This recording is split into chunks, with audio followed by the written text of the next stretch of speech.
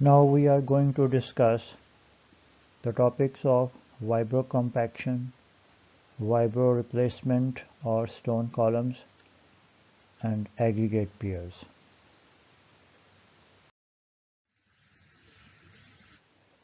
So, Vibro Compaction methods. Compaction at selected locations using vibrations and vibratory equipment results in compaction to large depths. The zone of compaction around a single float is a function of type of float. So float is a device which is used to induce the vibrations, and with those vibrations the soils or the ground can be compacted. The success of in situ densification depends on grain size distribution of the in situ soils and that of backfill soil or material.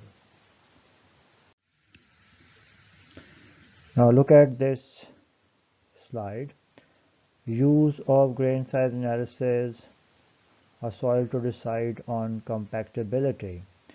So you can see that here basically this region, if your soil is falling in this region, we can use the vibro compaction or the vibro flotation.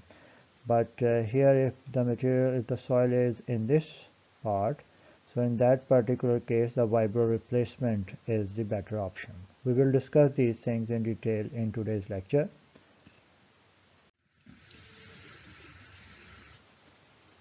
So soil in zones A and B can be compacted by deep vibratory compaction method, vibro compaction, also called vibro flotation, while soils of zones C and D cannot be compacted by vibration alone.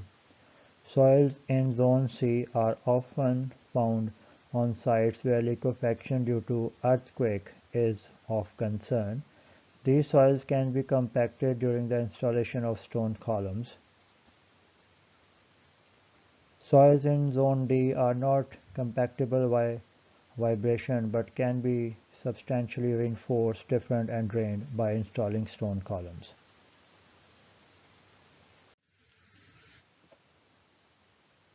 Vibro flotation refers to compaction of soil using a vibro float in horizontal motion from the vibrator inserted into the ground. Utilization of a top pile driving vibrator in a vertical mode is less efficient.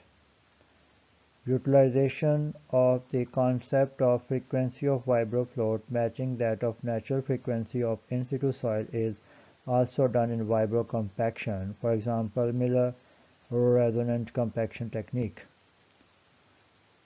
Vibro replacement uses the same equipment as in vibro compaction and uses water or air as the jetting medium and graded stone aggregate as backfill.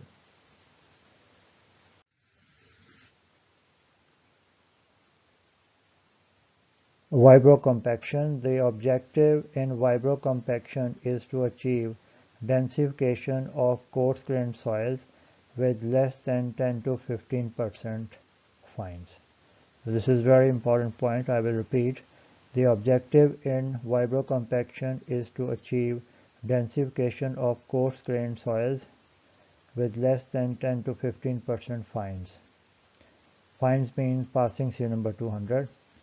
The effect of the process is based on the fact that the particles of non-cohesive soils can be rearranged by vibrations.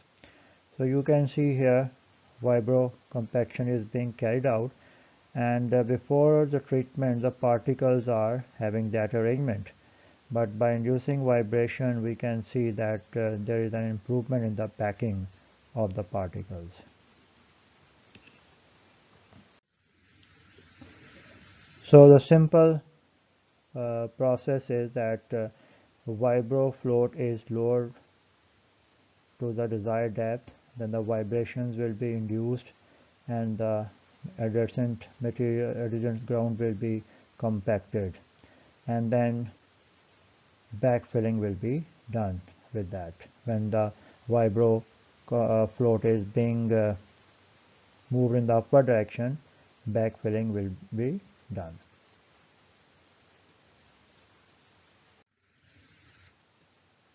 The grain size distribution of the backfill material is one of the factors that control the rate of densification.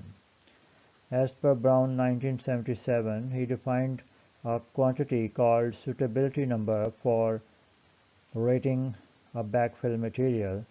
The suitability number is given by the formula, this one, where D50, D20 and D10 are the diameters in millimeter through which 50%, 20% and 10% respectively of the material is passing. The smaller the value of suitability number, more desirable is the backfill material. So in this case, you can see that this table is there and you can see the range of the suitability number, and here you can see if it is from 0 to 10, so it is excellent, and when it is more than 50, it means unsuitable backfilling material. Now here look at this, that when you are carrying out the Vibro compaction, obviously you are having the zone of influence around that Vibro flotation. Similarly here you are having this circle of influence or zone of influence. So in this way we are having the zones of influence for each probe, or you can say Vibro flotation. Now look at this one, and this figure is basically portraying the effective range of grain size distribution of soil for Vibro flotation. So you can see here that this is the zone 1, this is the zone 2, and this is the zone 3.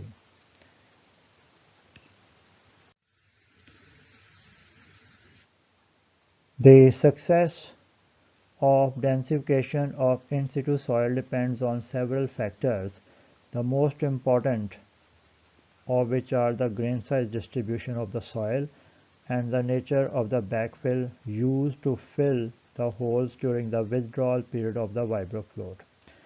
The range of the grain size distribution of in situ soil marked zone 1 in figure below is most suitable for compaction by Vibro flotation.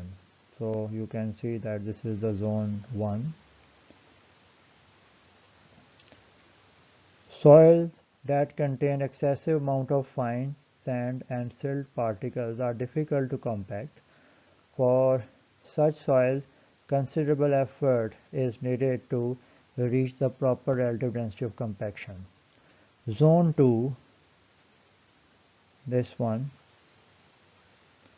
Zone 2 in figure below is the approximate lower limit of grain size distribution for compaction by Vibro flotation. Soil deposit whose grain size distribution falls in zone 3. This is the zone 3. So the soil deposits whose grain size distribution falls into zone 3 contain appreciable amount of gravel. For such soils, the rate of probe penetration may be rather slow, so compaction of Vibro flotation might prove to be uneconomical in the long run. So in short, we can say this is the best zone for the Vibro compaction.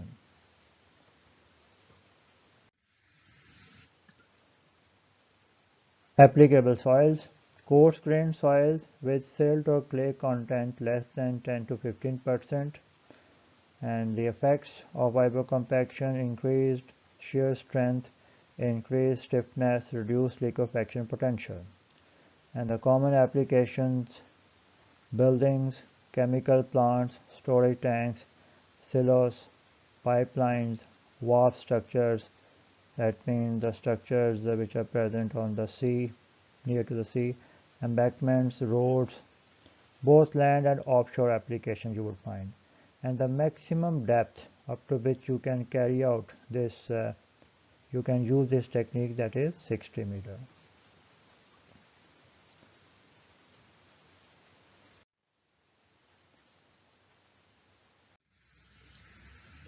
Now here comes the Vibro replacement. Vibro replacement is a technique of constructing stone columns. Vibro replacement is also called as the stone columns through fill material and weak soils to improve their load bearing and settlement characteristics.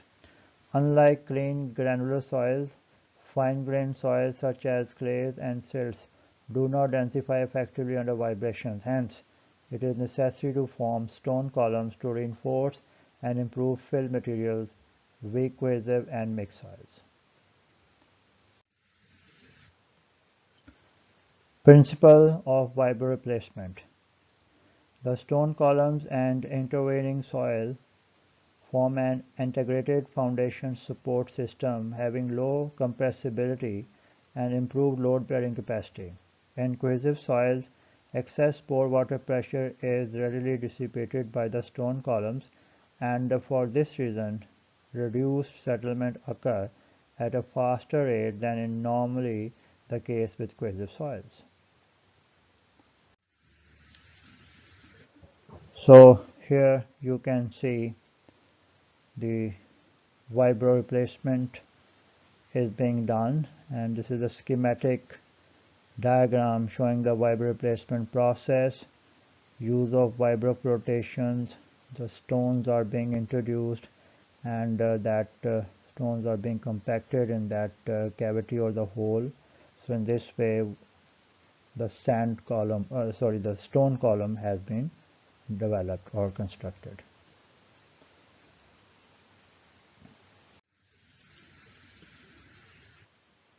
So if you just look at the Vibro replacement, the principle is reinforcement and drainage.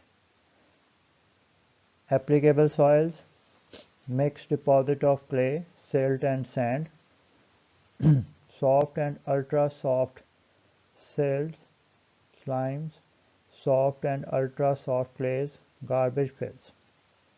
Effects: increased shear strength, increased stiffness, reduced liquefaction potential. And the common application: airport taxiways and runways, chemical plants, storage tanks and silos, pipelines, bridge abutments and approaches, offshore bridge abutments, roads and railway embankments, both land and offshore application. And the maximum depth in this case of Vibro replacement is from 20 to 40 meter. So stone columns in soft clay material, they are useful. In Japan, Vibro composers are used to make the stone columns, and in the Europe and even in the other countries of the world, you would find the extensive use of vibro flotation, or you can say the technique of vibro replacement. 0.4 to 1 meter layers are compacted in one run. Boring, very similar to procedure in sands. 0.6 to 1 meter diameter depending on the material, up to 20 meter depth. Crushed rock, 20 to 75 millimeter size is popular in the stone column construction. Square or triangular pattern with that spacing, center to center spacing of the stone column, that is from 1.5 to 3.5 meters.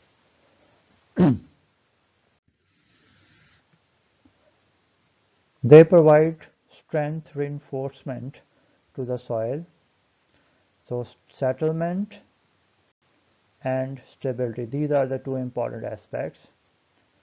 They act like vertical drains. 0.3 meter blanket can be provided at the top for the drainage and structural stress distribution as a stress distributing layer. Columns should extend to a firmer soil below. Because of the relatively high modulus of the columns, a large proportion of the vertical load applied to the ground surface is transferred to the columns. They are similar to pile foundation but pile caps and structural connections are not required in the case of stone columns. Factors which govern the soil column behavior: undrained shear strength of the soil, in situ lateral stress of the soil, radial stress strain characteristics of the soil, initial column dimensions, friction angle and stress strain characteristics in the column material. And keep this in the mind that 200 to 300 kilonewton are the typical design values in soft to medium clays in the case of stone columns. Now here, this slide is important to understand the stone column, the concept of the stone column. A conservative approach is treating stone column like piles, whereas in a rational approach, loads are distributed between soil and stone column as a ratio, and that ratio is the stress concentration factor, which is being denoted by N. That is basically the vertical stress sigma s in the stone column divided by the vertical stress sigma c in the soft ground. So basically stress concentration factor, and it is the ratio between the vertical stress in the stone column and the vertical stress in the soft ground. And the vertical stress in stone column is being denoted by sigma sub s, and the vertical stress in the soft ground, that is sigma sub c. So N is equal to sigma sub s over sigma sub c. So here you can see that the stone columns have been constructed in this fashion. So if you just look at this one, this is the area of the stone column, and if you just look at this area, this one, this is the area of the soft soil in the unit cell. So around one stone column you are having a unit cell like this. So this area, this is A sub s, this is the area of the stone column, and this one where I am moving this pointer, this is A sub c, that is the area of the soft soil in the unit cell. And obviously the total area of the unit, that would be obviously A sub s plus A sub c. So it is written over here, some important things are mentioned. N varies between 2 to 6 and usually 3 to 4, and look at that, A sub s plus A sub c multiplied by sigma is equal to A sub s into sigma s plus A sub c into sigma c. So average applied stress, that is sigma. So when you are considering the total area of the unit cell, so we are considering the average applied stress value sigma. Otherwise, on the stone column you are having sigma s and you are having sigma c, the stress on the soft soil that is present in the unit cell. So here you can see that A sub s, that is the area of the stone column, A sub c is the area of the soft soil in the unit cell, and as far as the A is concerned, that is the total area within the unit cell. So here you can see that replacement ratio, or you can say the area replacement ratio, which is being noted by A sub s, that is A sub s over AS plus A sub c. And you know A sub s plus A sub c, that is the total area that you are having in that unit. So you can write that area replacement ratio is A sub s over A, and it has been seen that it is nearly equal to 0.907 into the square of d over s, where the d is the diameter of the stone column and s is the spacing between columns.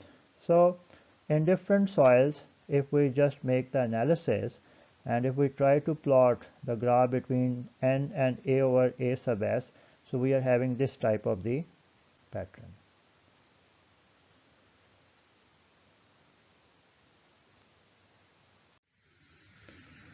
Now, if you just look at this slide, this is the formula for sigma C. This is the formula of the sigma S, and the settlement reduction ratio, that is mu sub C, that is equal to this.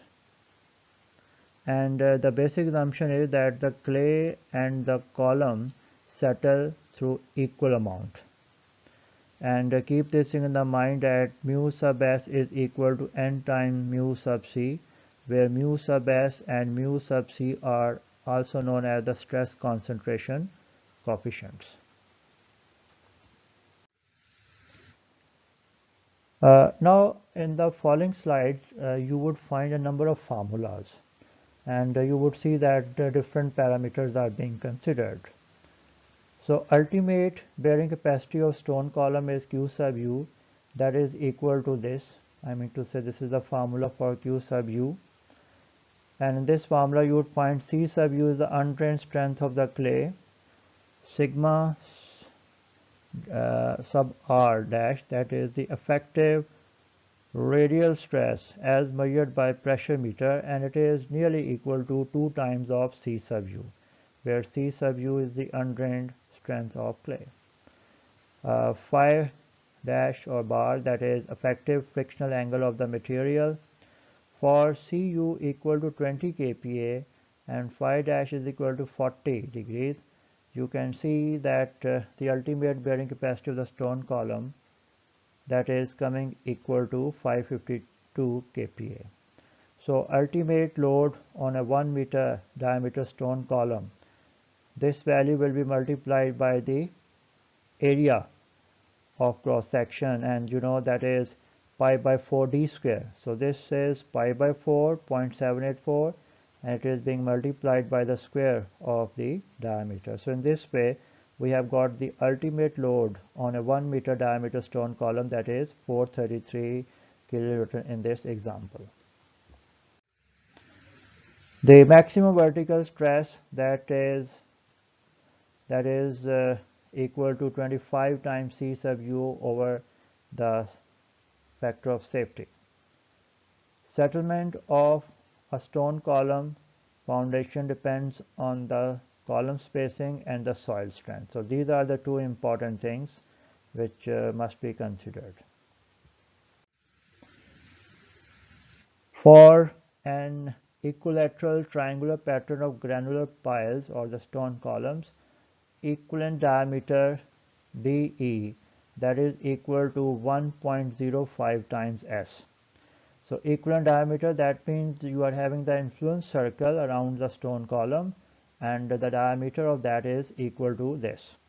And if you are having the square pattern, in that case the equivalent diameter is equal to 1.13 times S, where S is the center to center spacing between the stone columns. So here if you just look at this one, you know, sigma sub C, that is the stress on the soft ground. Sigma sub S is the stress that is on the stone column, and sigma is the average stress that you are having on this particular model.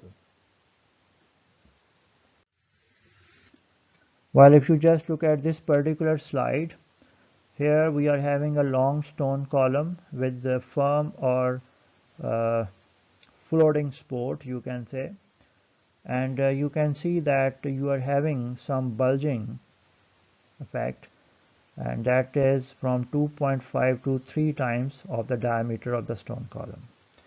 And if you just look at this case, here we are having the stone column, short column you can say, with rigid base. So if we are going to increase the load, ultimately the shear failure will take place. In this case you are just having the bulging, and you will be having the failure like this, so bulging failure, and here we are having the shear failure. And if you just look at this one, this is the short floating column, and in that case the punching failure is there. You can see that punching type failure is present. That means the stone column has moved in the downward direction simply.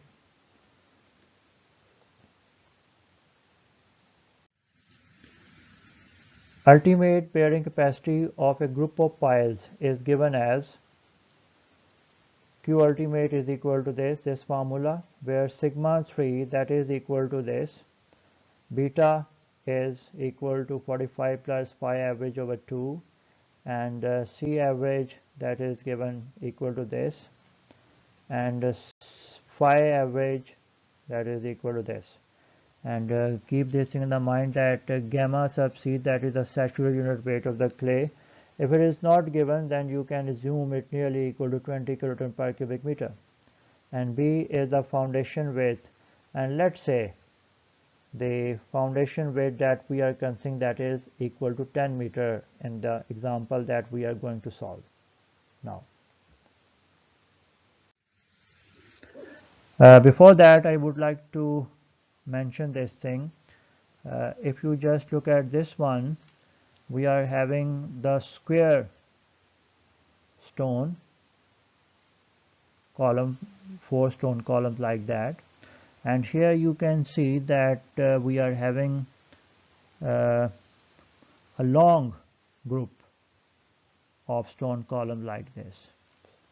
And if you just look at this one, if we are going to increase the load on this group, so ultimately failure surface will be developed like this, and this angle is beta, and the radial stress which is there, that is, you can see, is the present sigma 3. And here in this case, if we are increasing the load on that long the group of stone columns, so ultimately there will be failure surface, and this is the angle beta of that failure slope. So here you can see that beta is the failure inclination, C is the undrained shear strength of clay, phi sub s is the angle of internal friction of stone material, phi average, that is the composite angle of internal friction, and C average is the composite cohesion. So this is the example. So this approach is good when the C sub u is greater than or equal to 30 kPa. Using C sub u 30 kPa, phi sub s 40 degrees, A sub s 0.5 and mu sub s 0.5. So we can calculate phi average by using its formula. Beta is 50.9 degrees. So sigma 3 can be determined by using its formula, that is coming 143.9 kPa, and C average, this is the formula, so when you will substitute the value, it is coming equal to 15 kPa, and the Q ultimate that you are getting here, that is 254.8 kPa. Now look at these figures. Well, here you can see phi sub s, and here sigma sub s over C sub u, and you can see that as per different researchers, what is happening if the phi sub s is more, you are having an increase in the sigma s over Cu value. While if you just look at this figure, here the settlement improvement ratio n, that is a function of A over A sub s over A. So this n is the ratio of settlement without and with column, and you can see that here we have got the curves different. This is here the sigma phi sub s is 45 and different values, and here we are having the phi value, phi sub s is equal to 35. So you can see that with the decrease of A over A sub s, n value is increasing. That means the settlement improvement ratio is improving.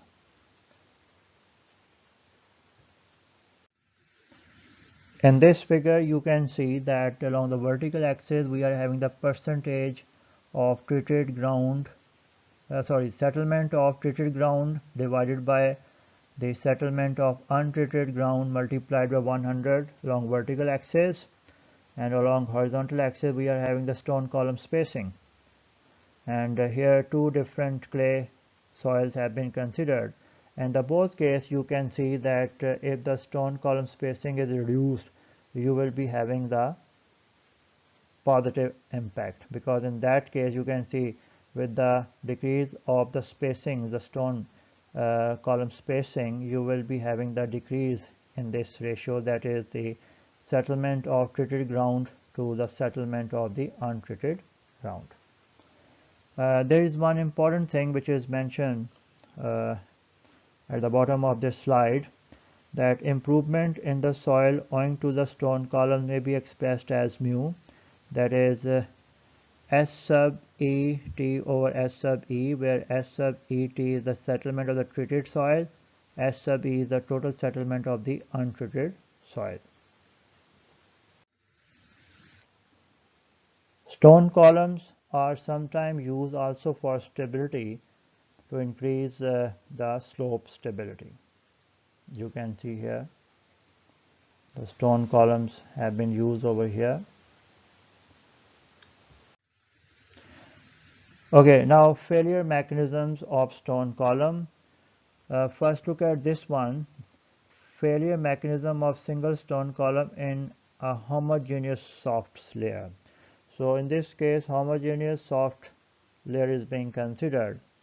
So you can see here a long stone column with firm or floating support.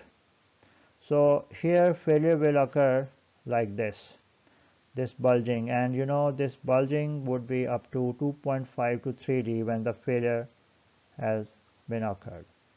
In this case short column with rigid base, and when we will increase the load, ultimately there will be shear failure like this. And here we are having the short floating column and the punching type failure has occurred. So that was the case when homogeneous soft layer is present. Now here look at that, this is the failure mechanism of single stone column in a non-homogeneous soft layer. So here you can see that we are having very soft clay or silt at the top, and then soft clay or silt is present. So this is the case that soft layer at surface, and you can see the soft layer at surface bulging or shear failure is there. So here you know you will be having the either there is some bulging or you will be having the shear failure. Here look at that, thin very soft layer contained local bulge. So here we are having a very soft clay layer, and you can see that bulging is there, you know, and the failure will occur when you will be having the bulging of significant magnitude in this soft layer. And here you can see thick very soft layer, and again local bulging is there like this, and you will be having the failure.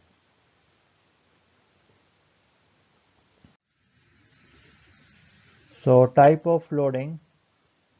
In the case as shown in the figure 1c, where the loaded area is more than that of stone column, experiences less bulging, leading to ultimate load bearing capacity and reduced settlement, since the load is carried by the both soil and the stone columns. So here you can see that if you just look at this one, the loaded area is more than that of stone column, and you can see in this case the bulging is less, and in this case as you can see that the loaded area is equal to the stone column, so you are having the more bulging. So this figure 1c, it is portraying the different types of loadings applied on stone columns. Load tests. From the load test, we can determine the ultimate load bearing capacity and settlement of single column with reasonable accuracy. A good experience with foundations on similar structures and calculations on the basis of principles of soil mechanics shall be made before final design. Factor of safety. The minimum factor of safety against ultimate load capacity of column obtained from load test shall be 2.5. Installation technique. The construction of stone columns involves creation of a hole in the ground which is later filled with granular fill or stone sand mixture and compacted to required strength. Granular blanket on the top of stone columns, a clean medium to coarse sand with 70 to 80% relative density is laid with a minimum thickness of 0.5 meter. This layer should be exposed at its periphery to the atmosphere for easy dissipation of pore water pressure.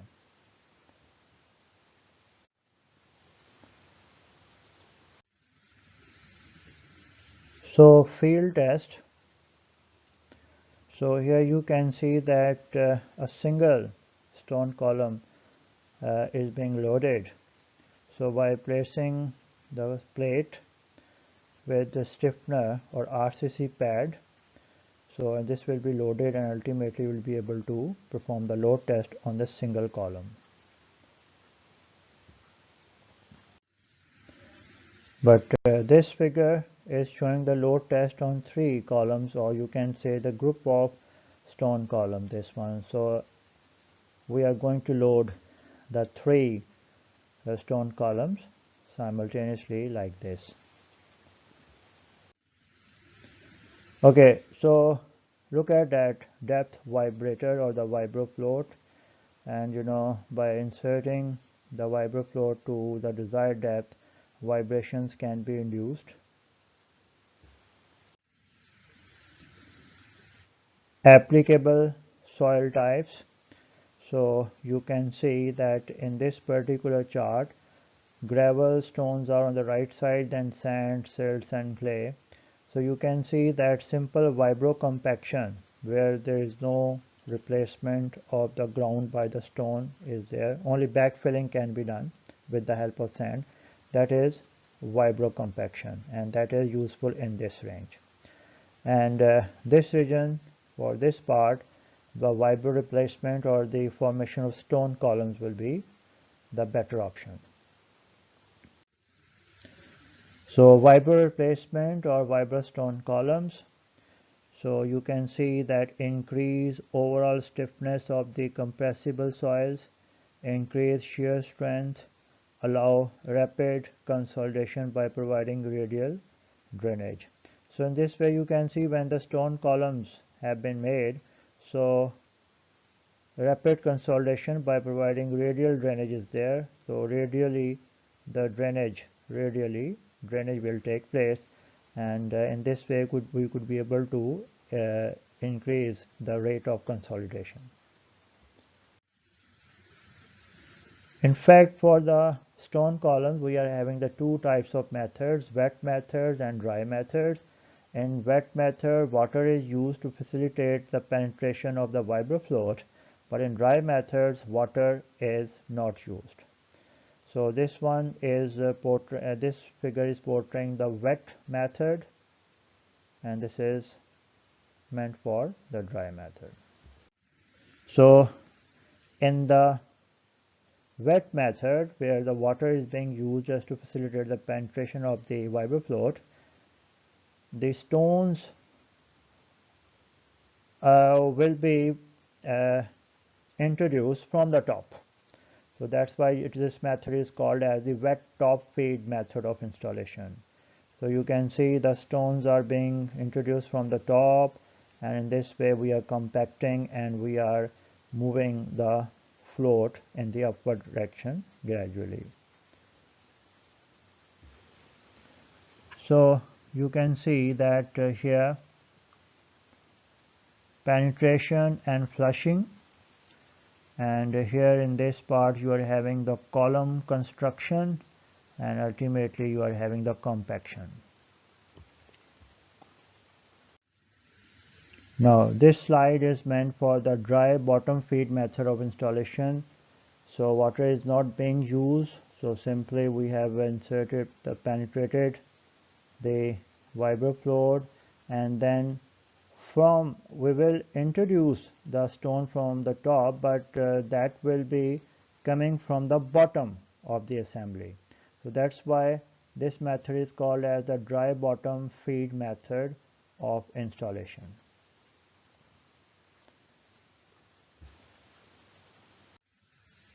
And this method, you can see the offshore installation bottom feed method, and in this way you can see that different stone columns have been constructed. Quality assurance and quality check. So we can perform the test, load test, and we can monitor the performance of the stone columns. So plate load test can be performed like this, and you can apply the different cycles of loading, and you can check the response of that stone column. So just like pile load test, you can say. So here you can see that the stone columns has been loaded in this fashion. So under that load, you know the stone column is there. And here you can see the exposed vibro stone column.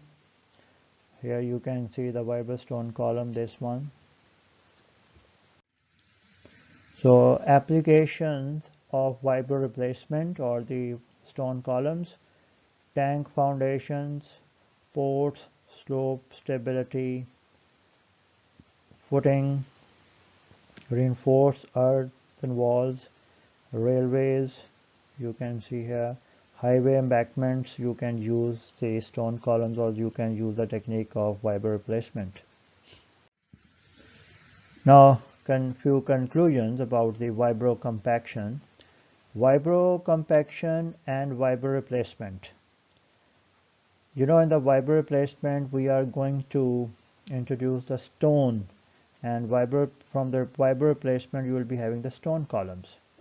In vibro compaction we are simply compacting the ground or the soil with the help of vibro float, and in the case of pure granular materials, no backfilling is required, but if some percentage of fines are present, then backfilling is done by introducing the sandy material. So in vibro replacement, stones are used and the stone columns are made. So first conclusion is vibro compaction and vibro replacement techniques have been used to considerable extent in ground improvement projects. They have been very cost effective in infrastructure projects. But keep this thing in the mind that these techniques can be considered only for the large size projects, not for ordinary projects. Drainage function of the stone column has been very useful in mitigation of damages due to liquefaction. Okay, now here I would like to give you some exposure to the Stone C software, and the main characteristics of that software is performs design calculations according to the method described by PRIBE that we have discussed in today's lecture, supports both rectangular and triangular stone column grid installation pattern. Different stone columns diameter vary in every subsoil layer. Foundation type can be rectangular or circular. Performs settlement calculation using the basic theory of elasticity and according to the Steinbrenner, both for the treated and untreated soil. Performs bearing capacity calculations according to the method described by the PRIBE, and generates an extensive report of the results.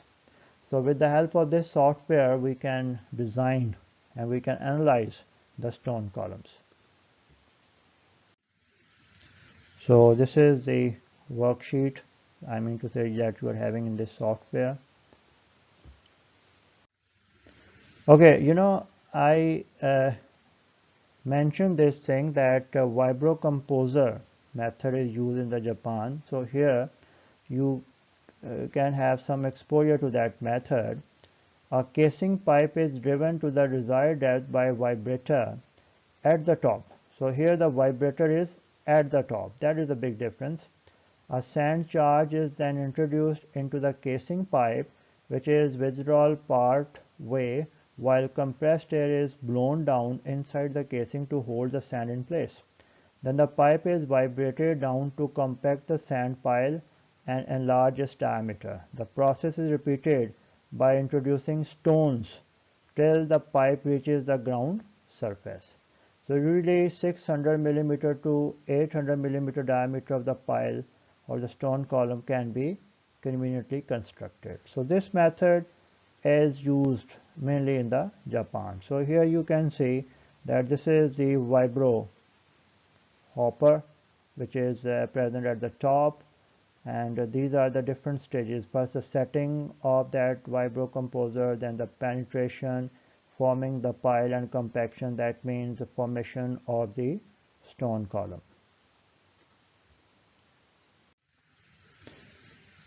Now I would give you some exposure to the aggregate piers. So different steps. First, drill cavity using auger. Install casing if cave-ins occur. This one. Place crushed stone at the bottom of the cavity. Look at this. Ram bottom stone with bevel temper to produce bulb. So we are compacting it like this, and you can see there is a formation of the bulb. Densify crushed stone in layers of 30 centimeter with temper. So you can see 30 centimeter, 30 centimeter, 30 centimeter in this way, and in this way you will be having this aggregate pier. Preload top of wrap element like this. So these are the different steps which are involved in the construction of the aggregate pier. Now here you can see a comparison, the comparison of stone columns and the aggregate piers. Total strength 5 to 15 meter, here in the aggregate pier 2 to 8 meters. Typical spacing 4D, and here it is 2D. Thickness of lift, that is 1.5 to 3 meter, and here it is smaller, that is 20 to 30 centimeter. Allowable foundation pressure, that is 25 to 150 kPa typically, and here 250 to 300 kPa. Typical length diameter ratio 5 to 30, and here 2 to 4, and the construction equipment 6 meter prop mounted crane is used, and here the backhoe with 4 meter long temper and aces are used for the construction of the aggregate piers. Now the limitations of aggregate piers. Disadvantages associated with aggregate piers can be categorized into two, consisting of economic limitations and performance limitation. The requirement of a drilled cavity and the fact that almost all the soils requiring improvement with aggregate piers being very soft and compressible, cavity collapse is an inevitable issue.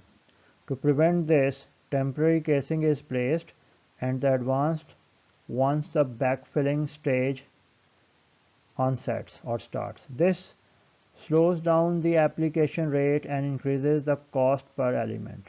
Additionally, where treatment zone depths are required to be greater than, say, 8 meter, aggregate piers shall not be constructed as a solution because they give best performance when used in compressible strata as a floating pile to depth up to 8 meter. Now at the end of this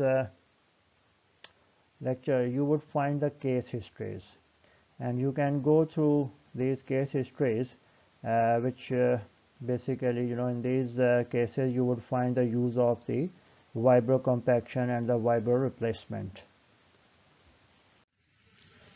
So here you can see a tank form is there,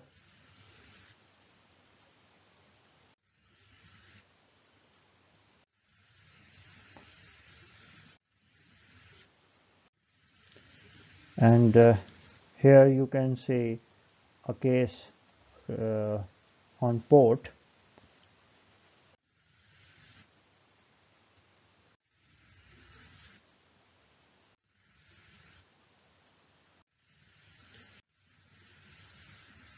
and here a case related to shipyard,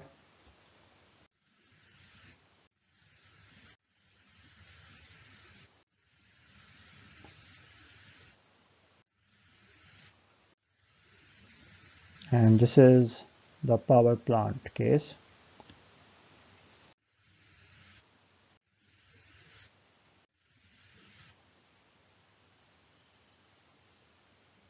And you can see the stone columns which have been constructed over here.